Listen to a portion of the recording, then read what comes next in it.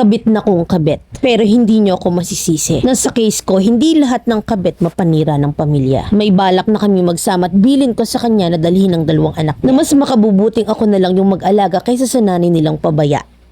34 years old na ako at siya naman ay 40. Nagkakilala kami sa Facebook. Siya yung unang nag-chat pero may ugali ako na pag hindi ko kilala, hindi ko talaga nire-replyan. Until ilang buwan yung lumipas at consistent siya sa pagpapadala ng message. Doon ako nag-decide na i-entertain siya. Hiwalay ako sa asawa at ilang taon bago ako nag-decide na mag-entertain ng guy. Naging consistent yung kamustahan namin hanggang sa nag-video call na kami palagi. Masasabi kong mabait siya, gwapo at higit sa lahat ay may sense of humor. Makadiyos din siya at yun yung nagustuhan ko sa kanya. Sa ilang buwan na magka-chat kami, palagi niya akong inaaya na magsimba at pumayag naman ako. Yun yung una naming pagkikita. After magsimba ay kumain kami sa labas. Ang gaan niyang kasama na para kaming magkaibigan na matagal na hindi nagkikita. At masasabi ko na nahulog yung loob ko sa kanya. Nasundan pa ng nasundan yung pagkikita namin. Nagsisimba kami at after nun ay kakain sa labas at isang araw ay sinagot ko na siya. May respeto siya sa akin na kapag gusto niyang hawakan ng kamay ko or akbayan ako, nagpapaalam pa siya. At dun ako nahulog sa kanya. Sabi ko sa sarili ko na baka siya na yung hinihiling ko sa Panginoon.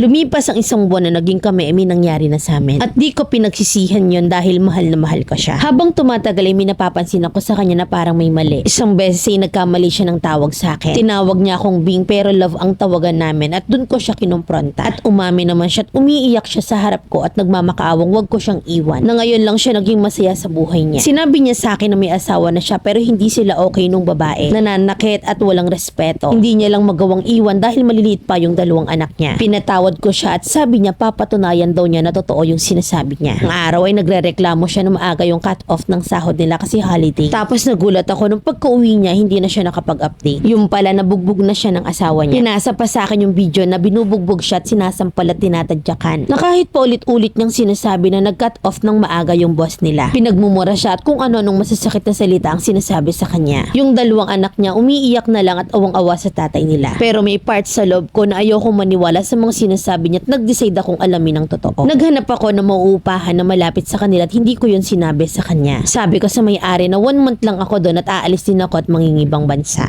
At nauwi lang ako sa inuupahan ko kapag nakauwi na siya sa bahay para hindi niya ako mahalata. At sa ilang araw na pagstay ko doon ay nalaman kong lahat sa may-ari na inuupahan nila ang lahat. Na ang bait daw ng boyfriend ko at hindi daw niya pinapatulan ng asawa niya na kahit na ano pang gawin sa kanya. Kapag umuuwi raw yung boyfriend ko, siya pa yung nagluluto at madalas na umuuwi yung babae na lasing. At pag nag-OT si boyfriend sa trabaho, gutom na gutom ang mga bata kasi lasing ang babae palagi. Nalaman ko rin na dati pa palang nahuli ng boyfriend ko yung asawa niyang may kalandian sa inuman. May ganun pala nakabaligtaran ng nangyayari na kung madalas nating nababalitaan na lalaki ang mapanakit sa babae at sa asawa niya pa mismo. Na kaya pala madalas niyang sinasabi sa akin na iniinda niya yung sakit ng ulo niya. Kasi may depression na pala siya at kagagawan niyo ng asawa niya. Nawala na nga trabaho, hindi na nga nakakatulong pati sa mga anak ay napapabayaan pa. Ngayon ay mas lalo kong minahal yung boyfriend ko at wala akong balak na iwan siya. May balak na kami magsama at bilin ko sa kanya na dalhin ang dalawang anak niya at mas makabubuting ako na lang yung mag-alaga kaysa sa nanay nilang pabaya. Oo, kabit na kong kabit pero hindi niyo naman siguro ako masisisi kung bakit mas pinili kong magstay sa ganitong sitwasyon na hindi lahat ng kabit ay masama at mapanira ng pamilya. Na sa case ko, binuo ko ulit ang isang taong paulit-ulit na winawasak ng asawa niyang pabaya at lasinggera. Okay lang sa akin ang maril talk, Mami Len, at nirerespeto ko rin ang opinion ng mga viewers mo. Letter sender,